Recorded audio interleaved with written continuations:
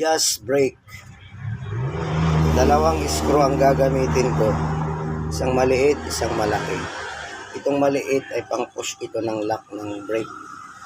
Kasi pag hindi pinush ang lock, hindi may ikot ang adjuster. Ito ang kanyang brake adjuster. Itong may ngipin na ito. So dito ko yan pipihitin. Pataas yan. Kailangan pataas para yung brake shoe ay bumuka.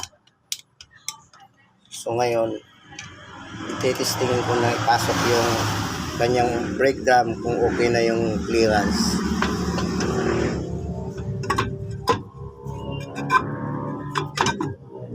So ayan, pasok na. Suwabe. Hindi masikip, hindi naman maluwag.